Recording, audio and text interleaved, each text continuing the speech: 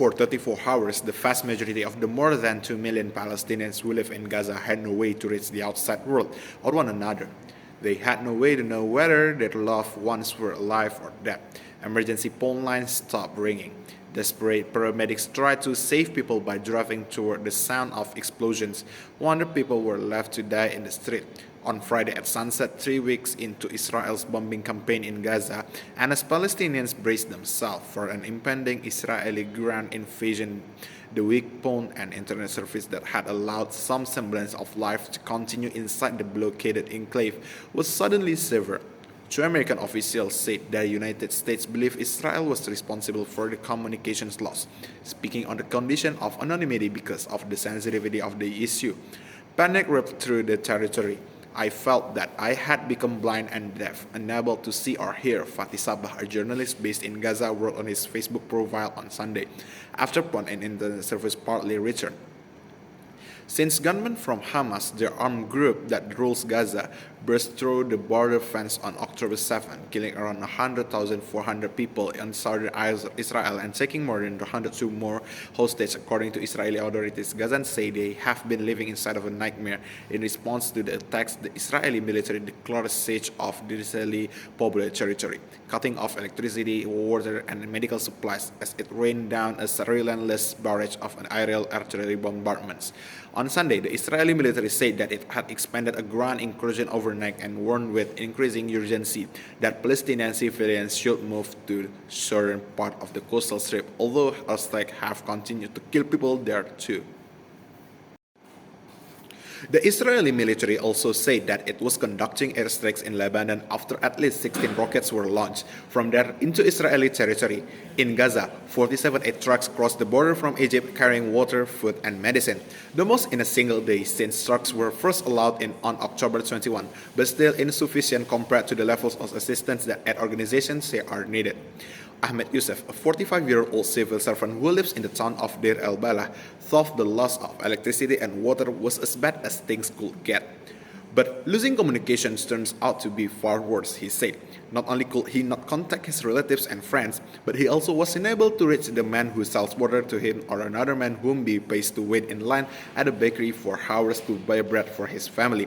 At first, he thought the service was lost temporarily. He only learned that there was a near total blackout by using electricity from a solar panel system to watch Al Jazeera, the Arabic satellite television network, a single thread linking him to the outside world. Connectivity restarted spontaneously on Sunday around 4 a.m., said Abdul Majid Malham, chief executive of Palestine Group, the main Palestinian telecommunication company. The company had made no repairs and had no understanding of how or why service had partly returned, he said. He added that he believed that the Israeli government was responsible for the cut and the restoration, although service remains limited after an Israeli airstrike on a telecommunication tower early in the war. Israeli officials have so far declined to comment on accusation that they deliberately caused the cuts. The two American officials said they had urged their Israeli counterparts to do what they could to restore communication. The blackout stirred terror and fury across the Gaza Strip. It seems that Palestinians were making too much noise while they were being butchered. Dr. Ghazan Abu Sittah, a British Palestinian plastic surgeon who put his London practice on hold to volunteer in a Gaza hospital, wrote on his social media platform X. It offended the refined sensibilities of Israel's Western backers, so they cut off all communication and silenced us, isolated from the outside world and each other. Gazans faced scenes from an apocalyptic movie. Rescue crews were forced to try to locate the sites of airstrike by observing the direction that explosions came from, said Mahmoud Basel, a civil defense official.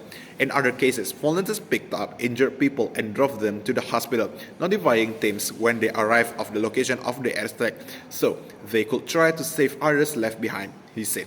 Yusuf Allah, the director of Operation Foreign and Medical Services agency that falls under the Interior Ministry, described people who had run for over a mile to reach the rescue teams shouting for help. When some people finally reached them, they were so hungry at feeling abandoned that they insulted the rescuer, deepening the sense of disaster on a psychological level, he said. Mr. Allah called the blackout a war crime for which people should be held accountable. F-16s are constantly flying to the point I feel they went to erase Gaza, he said.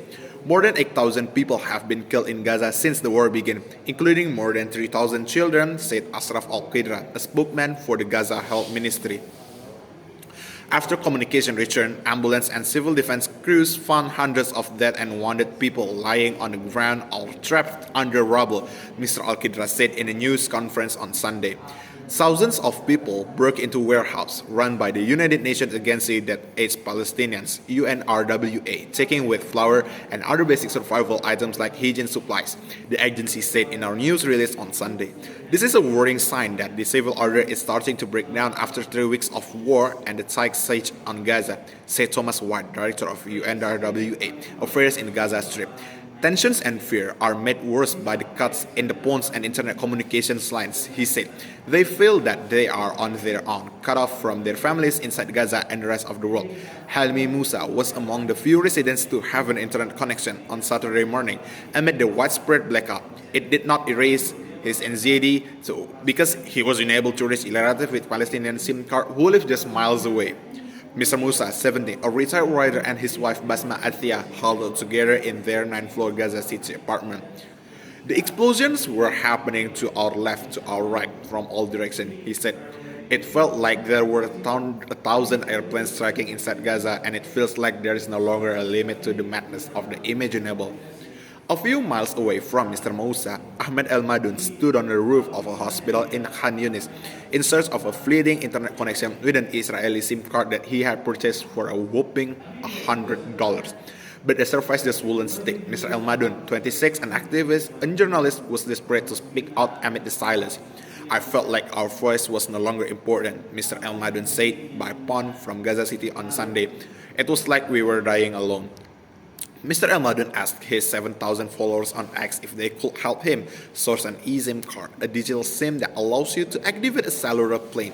More than 200 miles away, Mirna El-Helbawi, an Egyptian writer and activist, happens to be organizing a widespread digital effort to counter the telecommunications blackout in Gaza, connecting people from Egypt and Europe who purchased cellular plans to try to keep trapped Palestinian journalists, aid workers, and doctors in contact with the outside world. Mrs. El-Helbawi sent Mr. El Madoun one of the QR codes that the volunteers had purchased, and within minutes, Mr. El Madoun was able to scan the code to activate a cellular plan with roaming service. We were able to listen to Gaza's voice, Mr. El Madoun said. It was a strange feeling. What you once took for granted now felt like a miracle in your possession.